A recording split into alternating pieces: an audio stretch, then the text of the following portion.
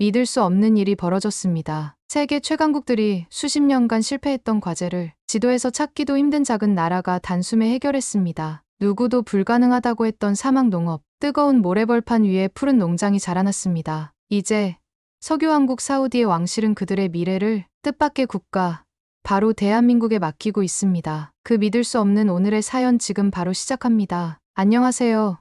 저는 사우디아라비아 농업기술개발청 연구원인 아흐메드 빈 살만입니다. 킹파이살 대학교에서 경제학을 전공했지만 미래 산업에 대한 관심이 높아 현재의 직업을 택하게 되었어요. 우리 사우디아라비아는 전 세계 석유의 약 16%가 매장된 세계 제2의 산유국으로 국내 총생산이 1조 680억 달러에 달하는 중동 최대의 경제 강국입니다. 오일과 가스 등 광물 자원 관련 사업이 전체 국내 총생산의 40%, 수출의 90%를 차지할 정도로 원유가 우리나라의 힘이자 자부심입니다. 제가 일하는 농업기술개발청은 비전 2030 정책의 일환으로 비석유 부문 성장을 위해 만들어진 기관인데요. 석유에 의존하지 않고 다양한 산업을 발전시켜 미래를 준비하는 것이 우리의 목표입니다. 그 중에서도 식량 안보는 국가의 가장 기본적인 과제입니다. 아무리 석유가 많고 돈이 많아도 먹을 것이 없다면 의미가 없기 때문이죠. 하지만 우리나라의 자연환경은 매우 극단적입니다. 여름이면 기온이 50도를 넘고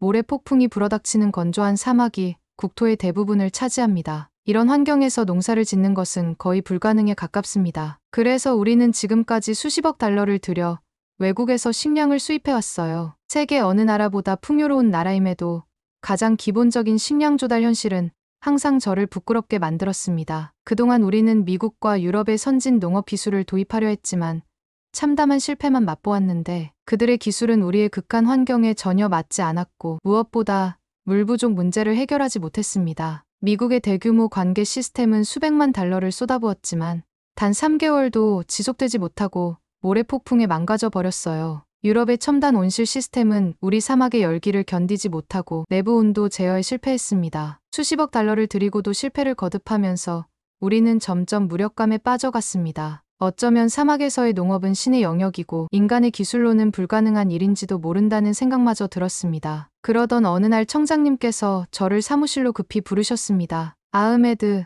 어쩌면 우리가 찾던 해답일지 모르겠으니 한국의 스마트팜 기술을 조사해봐요. 처음 들었을 때 저는 황당했어요. 한국이라는 나라는 반도체와 핸드폰으로 유명한 IT 강국이라는 건 알고 있었지만 농업 강국이라는 인식은 전혀 없었기 때문입니다. 청장님, 한국이요? 농업기술이라면 미국이나 네덜란드 같은 선진국을 다시 시도하는 게 낫지 않을까요? 아니면 차라리 중국이나 일본을 검토해보는 게 어떨까요? 한국은 그 국토도 작고 농업 인프라도 부족한 나라로 알고 있습니다. 게다가 그들이 사막 환경을 이해할 리도 없잖아요. 청장님은 제 반응에 동요하지 않고 차분하게 말씀하셨어요. 아흐메드, 우리는 이미 소위 농업 선진국들의 기술을 시도해 보았고 모두 실패했습니다. 때로는 가장 어려운 환경에서 가장 혁신적인 해결책이 나오는 법이지요. 한국은 전쟁의 폐허에서 시작해 좁은 국토와 제한된 자원으로 기적을 이룬 나라입니다. 어쩌면 우리와 비슷한 도전을 극복한 그들의 기술이 우리에게 맞을지도 몰라요. 청장님의 말씀에 저는 여전히 의구심이 들면서도 새로운 가능성에 호기심이 생기기도 했습니다. 내심 반신반의했지만 상사의 지시니 한국의 스마트팜 기술에 대한 자료를 모으기 시작했어요. 조사하면 할수록 흥미로운 사실들이 드러났는데 한국은 전체 국토의 15%만이 농지로 사용 가능한 나라였고 인구 고령화와 농업 인구 감소라는 어려움 속에서도 첨단 기술을 활용해 농업 생산성을 높이는 데 성공했다고 해요.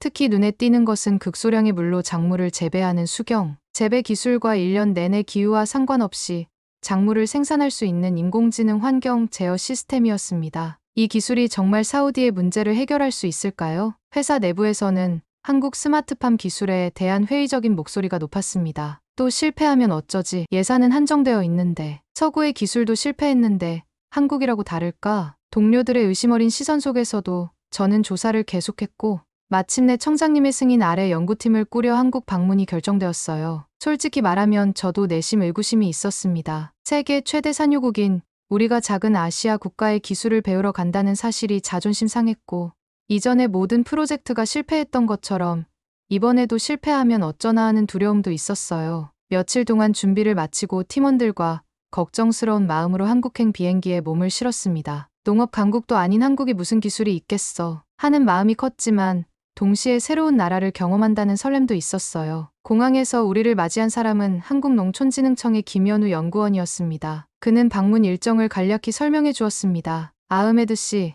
사우디 대표단을 맞이하게 되어 영광입니다. 앞으로 며칠 동안 한국의 농업기술과 스마트팜 연구 시설을 둘러보실 거예요. 오늘은 먼저 서울의 랜드마크를 방문하며 한국의 전반적인 기술력을 느껴보시죠. 서울로 향하는 차 안에서 김현우 연구원은 한국의 발전 과정과 농업 기술에 대해 열정적으로 설명했습니다. 우리 한국은 60년 전만 해도 전쟁으로 폐허가 된 가난한 나라였어요. 자원도 없고 농지도 부족했지만 지금은 세계 12위권의 경제대국이 되었습니다. 특히 좁은 국토에서 최대한의 생산성을 올리기 위한 기술 개발에 힘써왔어요. 서울에서의 첫 일정은 뜻밖에도 농업과 전혀 관계없는 롯데타워 방문이었어요. 사실 이 방문에는 특별한 이유가 있었는데 사우디에서 높이 1km가 넘는 제다타워를 건설 중인데 이 수주전에 삼성물산, 대우건설, 현대건설 등 한국 건설사들이 참여하고 있었어요. 롯데타워에 도착해 555m 높이의 웅장한 건물 앞에 서자 첫 번째 충격이 밀려왔습니다. 건물의 규모도 압도적이었지만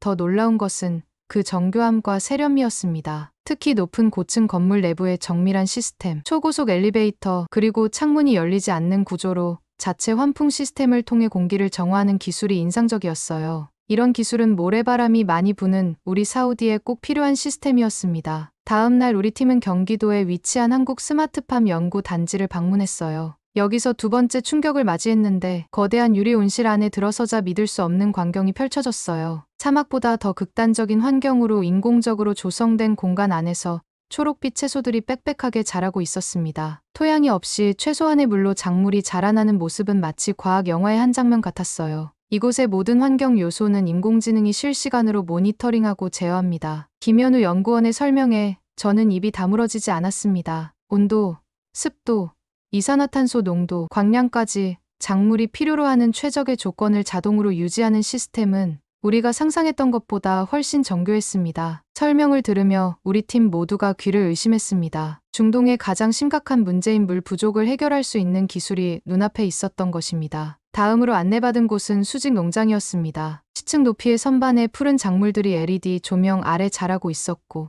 로봇팔이 자동으로 작물을 돌보는 모습이 정말 미래적이었습니다. 이 수직 농장 시스템은 동일한 면적에서 기존 농법보다 생산량을 10배 이상 늘릴 수 있어요. 김현우 연구원의 설명이 이어졌지만 저는 여전히 현실감이 없었습니다. 이런 기술이 있다면 공간 제약이 큰 도시 내에서도 대규모 식량 생산이 가능해 보였어요. 김현우 연구원은 우리를 수직 농장에서 조금 떨어진 다른 구역으로 안내했습니다. 이쪽으로 오세요. 우리 기술의 핵심을 보여드릴게요. 그는 흥얼거리듯 말하며 서둘러 걸음을 옮겼어요. 도착한 곳은 작은 컨테이너처럼 보이는 구조물이었습니다. 이것이 바로 한국의 컨테이너형 스마트 2022년부터 중동에 수출하기 시작한 모델이죠. 그가 자랑스럽게 문을 열자 놀라운 광경이 펼쳐졌습니다. 40m 공간에 전체 농장 시스템이 완벽하게 구현되어 있었어요. 더 놀라운 것은 이 작은 공간에서 생산되는 채소의 양이었습니다. 이 한 컨테이너만으로도 100가구가 한 달 동안 먹을 수 있는 채소를 생산할 수 있어요. 한쪽 벽면에는 한글로 된 데이터가 실시간으로 업데이트되고 있었습니다. 낯선 문자 사이에서 숫자만 겨우 알아볼 수 있었어요. 이게 뭔가요? 제가 묻자 그는 태블릿을 꺼내 영어로 된 데이터를 보여주었습니다. 물 재활용 시스템의 실시간 모니터링 데이터입니다. 지금 이 시설은 일반 농법 대비 98% 물을 절약하고 있어요. 이 말에 저는 당혹감을 느꼈습니다. 그건 도저히 불가능합니다. 말을 마치기도 전에 그는 천장을 가리켰어요. 보이시나요? 저기 작은 장치들이 작물에서 증발한 수분을 포집하고 그는 바닥에 시스템을 가리켰습니다. 공기 중의 수분까지 모아 정수한 뒤 재활용합니다. 심지어 이 시스템은 45도가 넘는 환경에서도 안정적으로 작동합니다. 그는 특별히 한국 문화에 아끼고 재활용하는 가치관이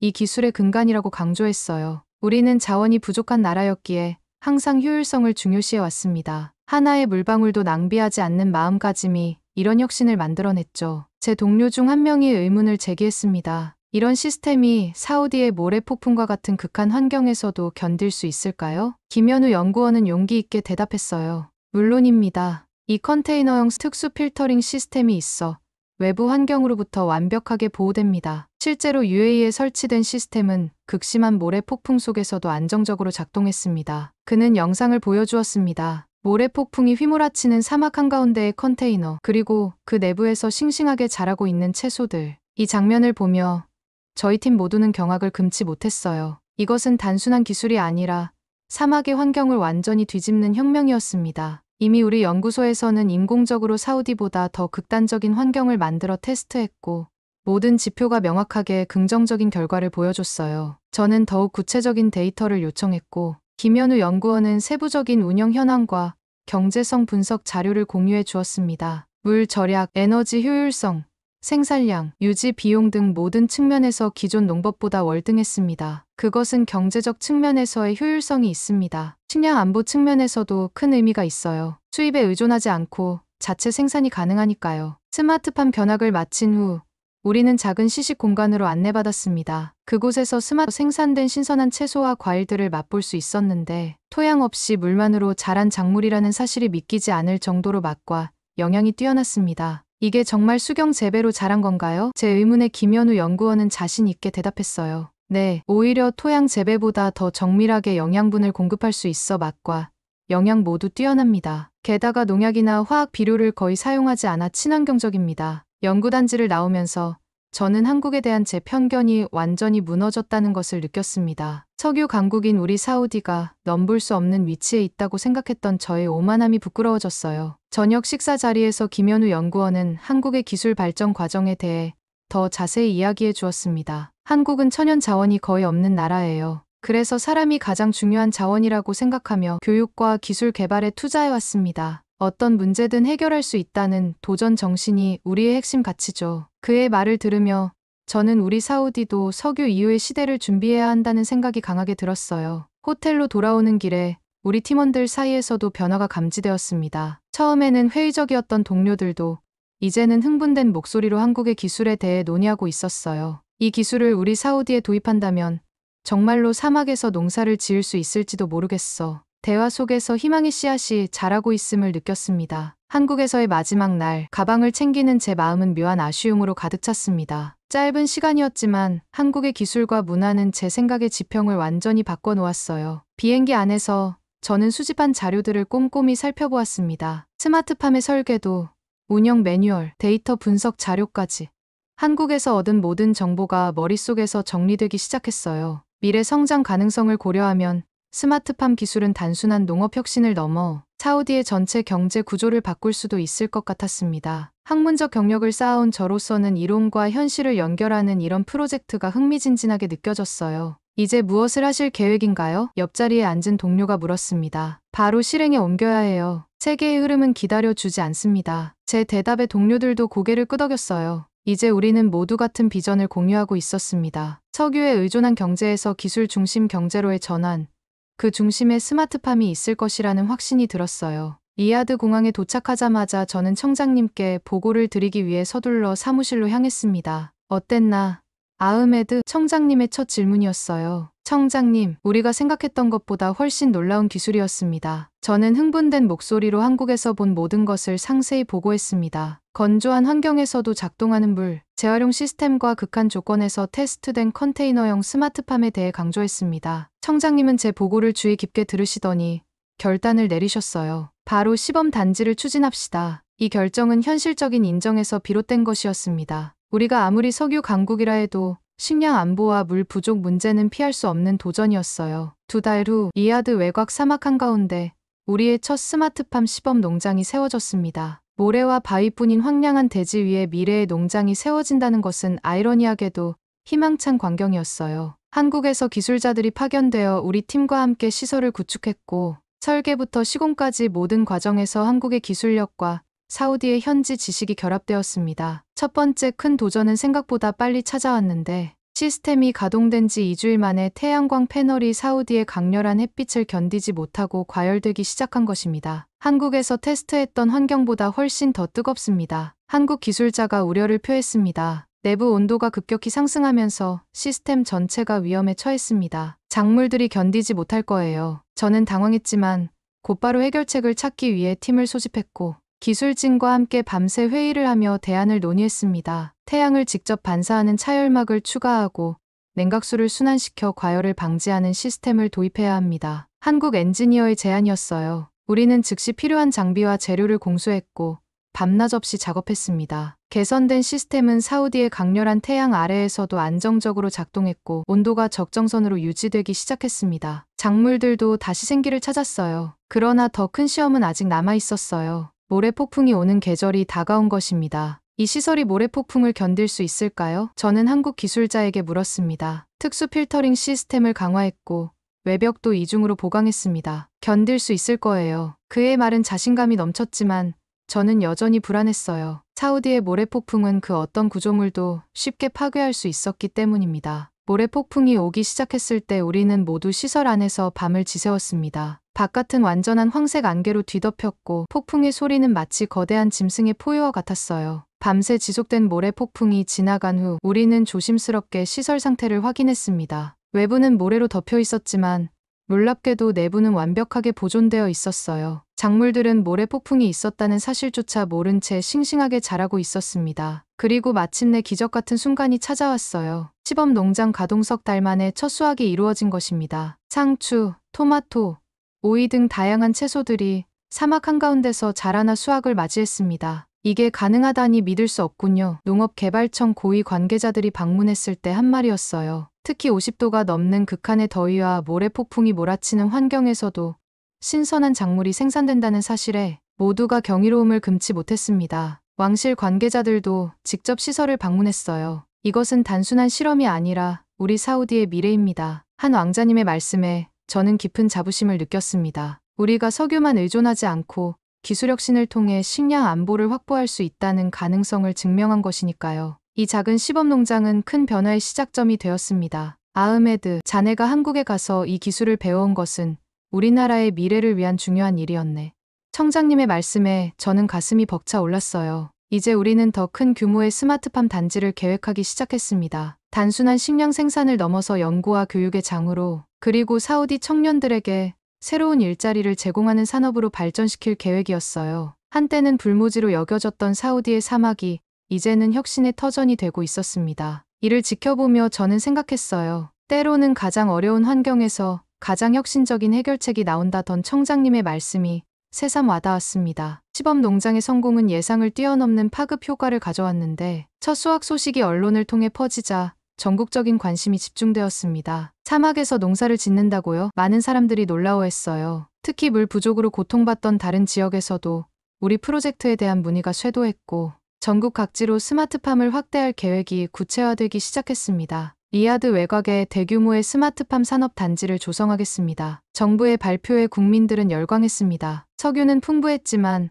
항상 식량 안보에 대한 불안감이 있었기 때문이죠. 이제 그 불안감을 해소할 수 있는 실질적인 방안이 마련된 것이었습니다. 기후변화와 지정학적 위기에도 안정적인 식량 공급이 가능해질 것입니다. 농업부 장관이 기자회견에서 말했어요. 한국과의 협력은 농업 분야를 넘어 확대되었습니다. 스마트시티, 신재생 에너지, 수처리 기술까지 협력을 확대하겠습니다. 양국 정상회담에서 발표된 내용이었어요. 저는 이 모든 과정을 지켜보며 깊은 감회에 젖었습니다. 처음에는 반신반의하며 한국을 방문했던 제가 이제는 양국 협력의 중심에 서 있었으니까요. 아흐메드, 자네가 농업기술 교류 담당 특별 대사로 임명되었네. 청장님이 알려주셨을 때 저는 큰 책임감을 느꼈어요. 특히 감동적인 것은 스마트팜이 가져온 사회적 변화였습니다. 젊은이들이 농업에 관심을 갖기 시작했어요. 첨단 기술과 농업의 결합이라니 정말 흥미롭습니다. 대학생들이 견학을 오면 항상 하는 말이었습니다. 석유 산업 외에 새로운 진로를 찾던 사우디 청년들에게 스마트팜은 매력적인 분야로 부상했습니다. 여성들의 참여도 두드러졌어요. 이 일은 물리적인 힘보다 섬세함과 정밀함이 중요하죠. 여성 연구원 한 명이 말했어요. 한국에서 기술을 배우기 위해 유학을 떠나는 학생들도 늘어났습니다. 저도 아흐메드 씨처럼 한국의 기술을 배워 우리나라에 기여하고 싶습니다. 한 학생이 저에게 말했을 때 가슴이 벅차 올랐어요. 이제 저는 단순한 연구원이 아니라 새로운 세대에게 영감을 주는 역할 모델이 되어 있었습니다. 이 모든 변화가 제가 한국을 방문했던 그 짧은 여행에서 시작되었다고 생각하니 감회가 새로웠어요. 스마트팜의 성공은 인접국들에도 큰 영향을 미쳤어요. UAE, 카타르, 쿠웨이트 등 주변국들이 저희 시설을 견학하고 비슷한 프로젝트를 추진하기 시작했습니다. 사우디가 이렇게 혁신적인 농업 기술을 도입하다니 놀랍습니다. UAE 농업부 장관이 방문 당시 말했어요. 저는 자랑스럽게 대답했습니다. 이것은 한국과의 협력이 가져온 결실입니다. 우리는 그들에게서 많은 것을 배웠습니다. 식량 자급률이 높아지면서 사우디 국민들의 식생활도 변화하기 시작했어요. 신선한 현지 채소와 과일을 더 쉽게 접할 수 있게 되었고 가격도 안정되었습니다. 이제는 1년 내내 신선한 채소를 먹을 수 있어서 좋아요. 시장에서 만난 한 주부가 말했습니다. 그저 경제학을 전공하고 평범한 공무원이 되려 했던 저는 이제 국제적인 농업 기술 협력의 전문가가 되었습니다. 이 모든 성과의 배경에는 한국의 기술과 정신이 있었습니다. 한국인들의 성실함과 끈기, 그리고 혁신을 향한 열정이 이런 기술을 만들어낸 것 같아요. 돌이켜보면 한국은 단순히 기술만 전수해 준 것이 아니라 문제를 바라보는 새로운 시각과 해결 방식을 가르쳐 주었습니다. 역시 대한민국이 최고입니다. 제가 말했을 때 김현우 연구원은 그런 말씀 부끄럽습니다. 우리는 서로에게 배우는 거죠. 라고 했습니다. 한국인의 겸손함과 배움에 대한 열린 자세가 바로 그들의 발전 비결이 아닐까 생각했어요. 이제 사우디도 새로운 도전을 준비하고 있습니다. 스마트팜을 넘어 완전한 순환 농업 시스템을 구축하는 것이 목표예요. 자원 하나도 낭비하지 않고 모든 것을 재활용하는 시스템을 만들고 싶습니다. 생각해보면 매우 아이러니한 일이에요. 자원이 풍부한 우리가 자원이 부족한 나라에서 배워 미래를 준비하게 되다니요. 하지만 바로 그런 역설이 세계를 더욱 흥미롭게 만드는 것 같습니다. 석유가 아무리 많아도 식량이 없으면 살 수 없고 물이 없으면 미래가 없습니다. 한국의 기술은 단순히 농업 문제만 해결한 것이 아니라 우리에게 진정한 지속 가능성이 무엇인지 가르쳐 주었어요. 대한민국의 스마트팜 기술진들에게 무한한 감사를 드립니다. 대한민국은 진정으로 세계가 사랑하는 나라가 되었어요. 사우디아라비아의 뜨거운 사막에 녹색 혁명을 가져온 대한민국 기술진에 다시 한번 깊은 감사를 드립니다. 세상을 바꾸는 힘은 거대한 자본도 화려한 기술력도 아닌 단단한 신념과 조용한 헌신에서 비롯된답니다. 사우디의 불모지에 기적처럼 피어난 녹색 농장. 그것은 단순한 기술의 수출이 아니라 한국이 걸어온 고난의 역사와 그 속에서 탄생한 집념의 결정체였어요. 한국은 자원이 없었기에 스스로 기술이 되었고 땅이 좁았기에 세상을 넓게 보려 했죠. 그들이 이룬 스마트팜은 식량을 키우는 시스템이 아니라 희망을 재배하는 철학이었습니다. 그리고 그 희망은 지금 가장 뜨거운 사막 한가운데서 가장 푸르게 자라고 있어요. 더 이상 작은 나라라는 말은 의미 없죠. 이제 세계는 한국을 작지만 가장 강한 나라로 기억할 것입니다. 오늘의 사연이 재미와 감동이 있었다면 구독과 좋아요 부탁드립니다. 감사합니다.